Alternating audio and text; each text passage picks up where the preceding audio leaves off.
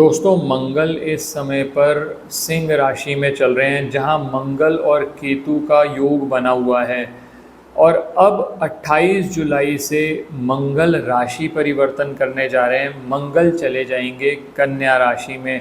तो जो मंगल केतु की वजह से, मंगल केतु के योग होने की वजह से पिछले कुछ दिनों से जो प्रॉब्लम्स हो रही थी, अब जब मंगल राशि परिवर्तन करेंगे तो हर राशि के लिए कुछ न कुछ पॉजिटिव मौका ज़रूर आएगा। ये सीरीज़ जो आज हम शुरू करने जा रहे हैं, इसमें हम 2 एपिसोड्स पे बात करेंगे। आज पहला एपिसोड है जिसमें हम मेष राशि से लेकर कन्या राशि तक बात करेंगे कि मंगल का ये राशि परिवर्तन किस तरह से प्रभाव डालेगा। और सबसे बड़ी जो चीज़ कि क्या छोटे छोटे उपाय करके अगले आने वाले कुछ 55 से 60 दिनों तक हम अपना अब बेटर बना सकते हैं। क्योंकि 28 जुलाई को जब मंगल राशि परिवर्तन करेंगे कन्या राशि में, तो कन्या राशि में 13 सितंबर तक रहेंगे। तो दोस्तों हमें इस समय का लाभ लेना है। सब बात करूंगा आपसे, अंत तक हमारे साथ बने रहें। मैं विकास मल्होत्रा स्वागत करता हूं आपका लाल किताब एस्ट्रो सेंटर चैनल पर।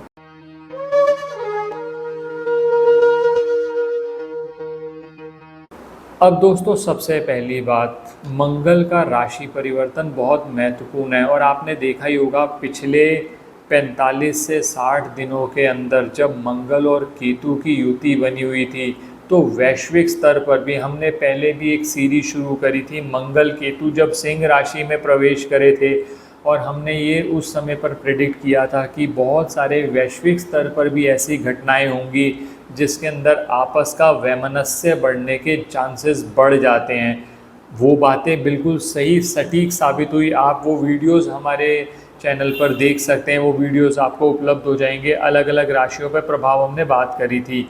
अब कन्या राशि में जब मंगल जा रहे हैं, इसलिए बहुत ज़्यादा महत्वपूर्ण हो जाते हैं कि मंगल केतु की युति तो ख़त्म हुई। पहली चीज़ तो ये जो नेगेटिव पॉइंट था वो ख़त्म हो गया।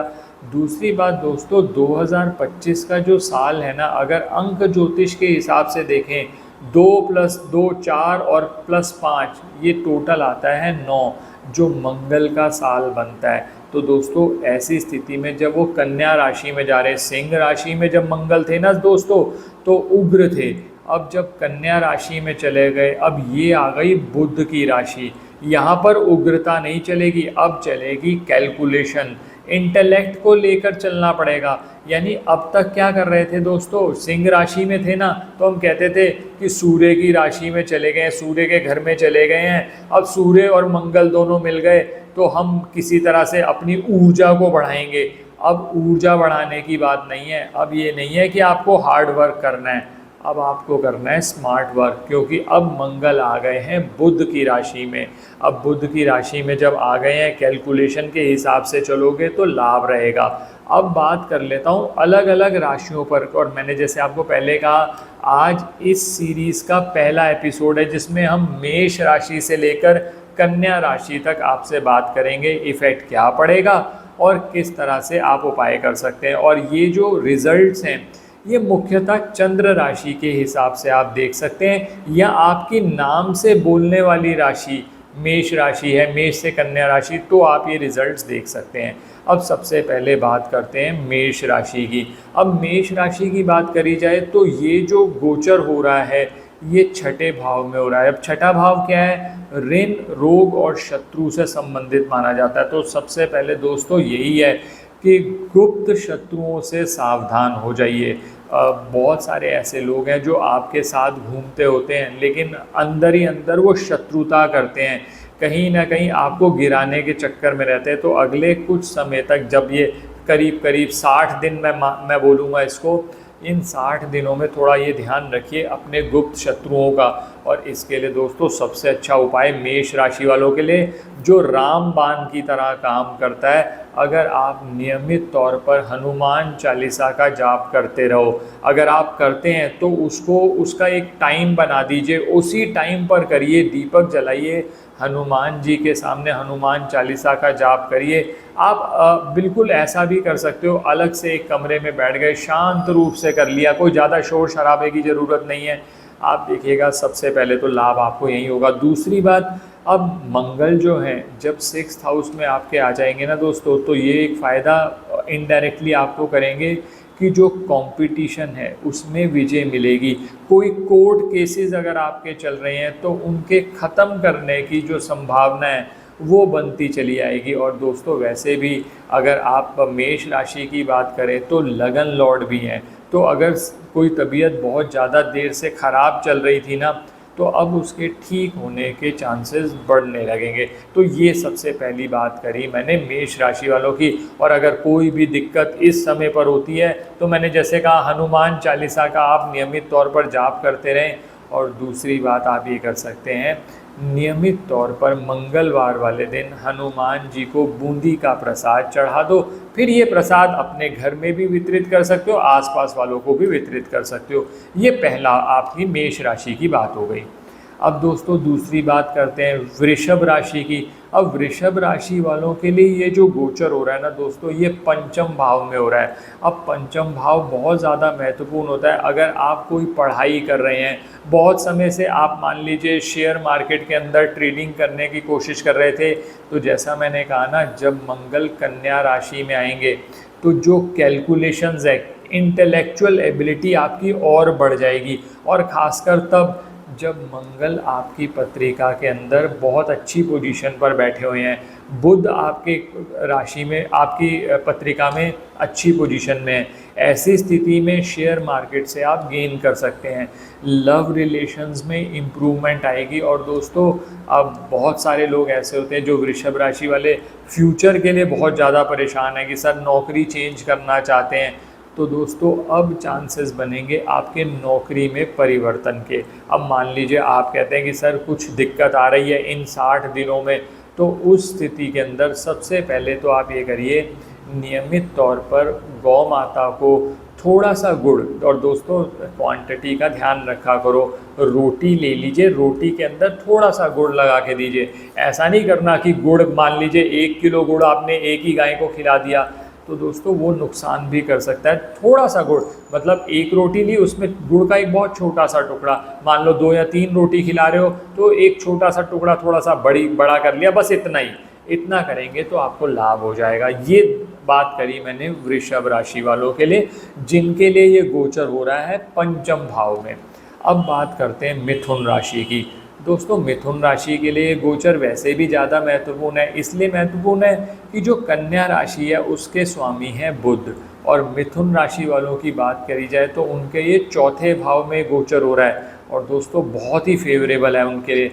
इसलिए फेवरेबल है कि अगर मान लीजिए मकान संबंधित कुछ कार्य करना चाहते थे, माता की सेहत बहुत ज़्यादा ख़राब रह रही थी, आप ट्रीटमेंट करा के परेशान हो रहे थे, तो अब एक बेटर ट्रीटमेंट ऑप्शन की पॉसिबिलिटी बनेगी। और घर में भी जो कलह कलेश बहुत ज़्यादा हो रहा था, कई बार मंगल केतु की वजह से, जो मंगल केतु का संबंध था दोस्तों, मैंने पहले भी बताया था आपको, मिथुन राशि वालों के लिए थोड़ा फेवरेबल नहीं था। अब वो स्थिति फेवरेबल हो रही है जब मंगल कन्या राशि में जा रहे हैं। अब मान लीजिए कोई समस्या आ रही है, तो कन्या राशि वालों के लिए सबसे अच्छा रहेगा, जो छोटी छोटी कन्याएं, 9 वर्ष से कम उम्र की कन्याएं हैं, उनको मीठा दूध पिलाना शुरू करिए। आप ये भी कर सकते हैं, घर पर मैंगो शेक टाइप बना लीजिए, रूह अफ़ज़ा बना लीजिए, वो नियमित तौर पर। या फिर एक ऑप्शन और देता हूँ आपको, बादाम का हलवा, वो आप बांटना शुरू करिए। और इसके साथ साथ ही दोस्तों बजरंग बाण का पाठ करना शुरू करिए। बजरंग बाण का हमारे चैनल पर भी आपको बजरंग बाण मिल जाएगा, लिंक हमारी टीम शेयर कर देगी आपको, उसको ज़रूर देखिएगा, चैनल को ज़रूर सब्सक्राइब करिएगा।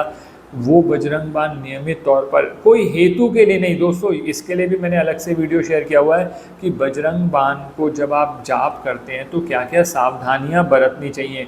दोस्तों बहुत सारी चीज़ें ऐसी होती हैं जो हेतु के लिए नहीं की जाती। ऐसा नहीं है कि जब भी पूजा करो भगवान से मांगते ही रहो, भगवान को धन्यवाद देने के लिए भी पूजा की जाती है, और वही उसका सही कार्य है। और काम अपने आप बनते हैं, भगवान को सब मालूम है।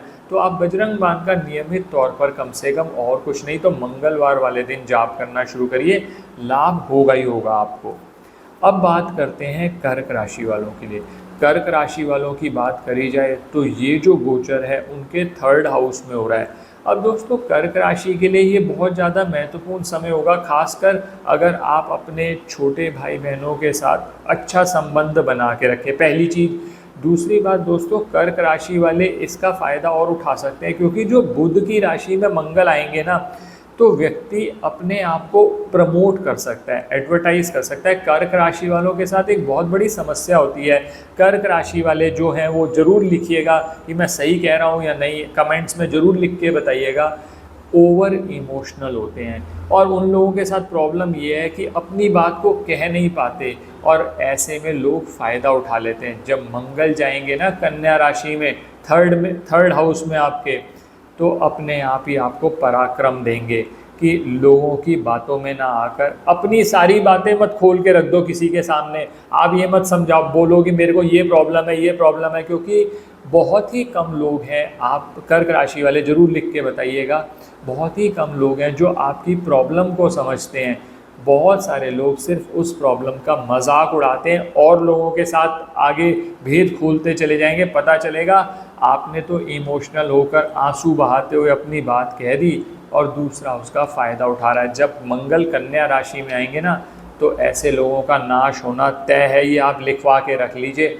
और दोस्तों कोई समस्या आ रही है ना, तो मैं सही बताऊं, अभी भी मौसम चल रहा है, सावन का मौसम चल रहा है, ऐसे स्थिति में ना भगवान शिव को आप नियमित तौर पर शहद लगाइए। क्या करिए, बेल पत्र ले लीजिए, बेल पत्र की तीनों पत्तियों पर शहद लगाइए और मन ही मन प्रार्थना करिए कि भगवान, मैं अपने ओवर इमोशनल, ओवर थिंकिंग में आकर स्ट्रेस भी करता हूँ और लोगों के साथ अपनी समस्या शेयर करता हूँ जिसका कोई रिजल्ट नहीं आता। मेरी समस्या सिर्फ आपने ही सुलझानी है। और ये जो बेलपत्र आपने एक बेलपत्र की पत्ती दोस्तों, मतलब जिसमें 3 पत्तियाँ होती हैं, सिर्फ इतना लेना है, उस पर थोड़ा सा शहद लगाना है और आप भोले बाबा पर चढ़ा दीजिए और ओम नमः शिवाय मंत्र का जाप करिए। आप देखिएगा आपके शत्रु तो से उनको जगह नहीं मिलेगी, वो कहाँ पर छुपे। आप करके देखिएगा, लाभ ज़रूर होगा।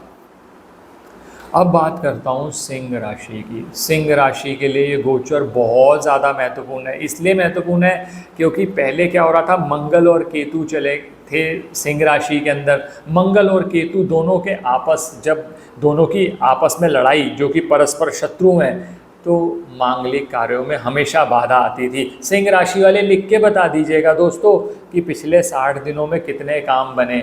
जब आप देखेंगे ना 100 लोगों को सर्वे करके, तो उनमें से 5 लोगों के काम भी नहीं बने होंगे। 95% लोगों को दिक्कत आई होगी, अनलेस एंड अनटिल हमारे वीडियो देखकर उन्होंने उपाय कर ली हो। उपाय करने के बाद तो दोस्तों सब दिक्कतें वैसे ही ख़त्म हो जाती हैं। तो सिंह राशि वालों के लिए जो ये गोचर 2nd हाउस में हो रहा है ना दोस्तों, उसका लाभ ये रहेगा कि धन प्राप्ति की बाधाएं जो थी ना, वो ख़त्म होंगी और आप खुद हैरान हो जाएंगे देखकर कि कुटुंब से भी साथ मिलने लगा ऐसे। और सबसे बड़ी बात, आपकी वाणी में मधुरता। और दोस्तों एक बात ध्यान रखिएगा, मंगल केतु में था, ये सभी राशि वालों पे अप्लाई होता है, आप कर बताइएगा। मंगल केतु में जब तक संबंध बन रहा था ना, जब वो सिंह राशि में थे, तो वाणी में थोड़ी सी कटुता भी आ गई होगी, बात बात पे गुस्सा भी ज़्यादा आ जाता होगा। क्योंकि सिंह राशि में जब मंगल चले गए ना दोस्तों, तो आपने मतलब ये वाली बात है कि आग जल रही थी, आपने उसके अंदर पेट्रोल डाल दिया, तो ऐसे अग्नि धधकती थी, अब वो शांत हो जाएगी।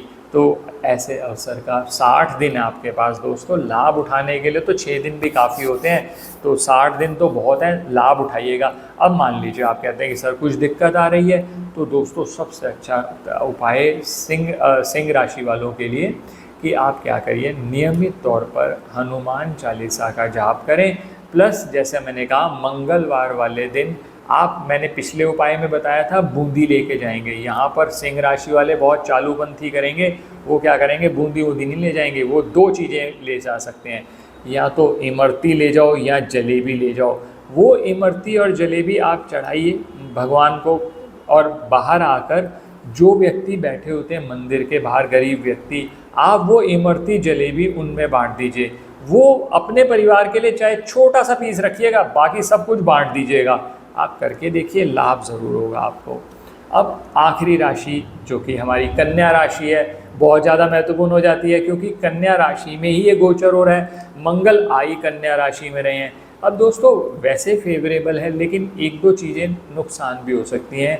ऐसा हो सकता है आप ओवर कॉन्फिडेंस में आ जाए। कई बार क्या होता है ना कि इंसान जब भी गिरता तब है जब वो ओवर कॉन्फिडेंस में, वो सतर्कता छोड़ देता है, क्योंकि ये आपके लगन में हो रहा है, ये गोचर लगन में होगा कन्या राशि वालों के लिए। तो थोड़ा सा अपने स्वास्थ्य का सबसे पहले ध्यान रखो। दूसरी बात, ओवर कॉन्फिडेंस नहीं, कॉन्फिडेंस ज़रूरी है, सेल्फ में इंटरेस्ट ज़रूरी है, कॉन्फिडेंस ज़रूरी है, अपने आप में विश्वास ज़रूरी है। ओवर कॉन्फिडेंस थोड़ा वो नुकसान दे सकता है, थोड़ा वो ध्यान रखिएगा, पहली चीज़। और दूसरी बात दोस्तों, कन्या राशि है ना, क्योंकि बुध से संबंधित मुझे लाभ चाहिए, तो ऐसी स्थिति में ना क्या करिए, सतनाजा ले लीजिए। अपने वेट का 10% सतनाजा महीने में एक बार करना है, यानी ये 60 दिन अप्रॉक्सीमेटली है ना, आप 2 बार या मैक्सिमम टू मैक्सिमम 3 बार करना। अपने वेट का 10% सतनाजा ले लो। अब सतनाजा बहुत लोगों को पता ही होगा, नहीं तो मेरा वीडियो वो भी देख लीजिएगा। सतनाजा होता है 7 अनाज का मिक्सचर। 7 अनाज कौन कौन से होते हैं वो वीडियो में आपको मिल जाएंगे, नहीं तो नेट पे भी डालोगे मिल जाएंगे। जैसे उसके अंदर चना आ गया, बाजरा आ गया, चावल आ गया, ये 7 अनाज का मिक्सचर ले लीजिएगा।